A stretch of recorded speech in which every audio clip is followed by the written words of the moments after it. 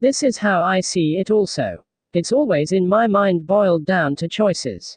What are you as a person willing to choose? And there are still many choosing to walk in the path of the mainstream instead of truth of their own.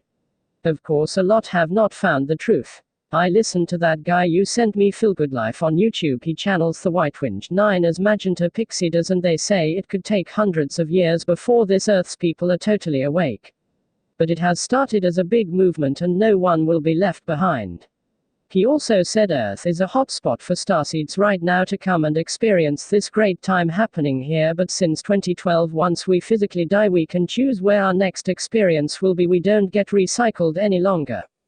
It is like we are creating our own timelines, and whatever timeline is going to survive is going to be the main timeline. So you could have your own timeline and all your choices would create a world with your choices, and who you accept in your world, like me, would create my own choices, and this happens in multiple different ways, or you could say 144,000 ways, and we inherit the world of our own contributions, or going back to the individual timelines, whichever one survives the others who are trusting that things will be taken care of.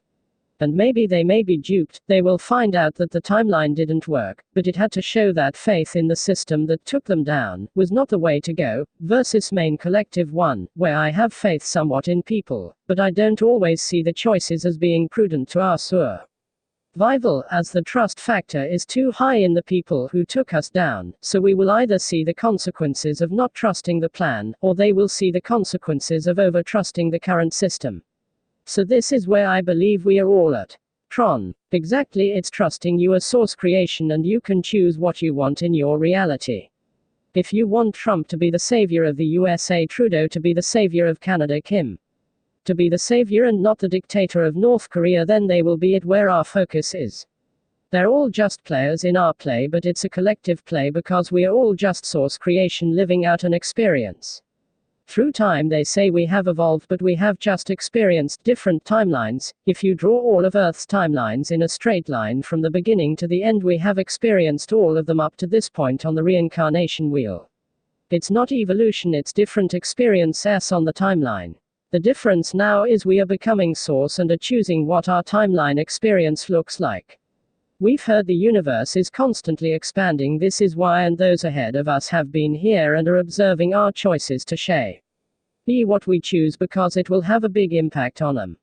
I feel this is one reason we have all these channelings. Our future selves wish to stay our future selves, and at this time in our timeline that could be altered by our choices individually and as a collective. Just as the Pleiadians said, we hold the codes for their survival. This is where I'm at. I don't listen to all of the stuff any longer because my future self depends on my choices now, and I have to choose my path, my truth. Amanda Lawrence pointed this out with her tree example. We've followed all the branches for many years now, it's time to follow ourselves. As for choosing whether someone is good or negative, yes, we are able to see both sides now, not everyone can.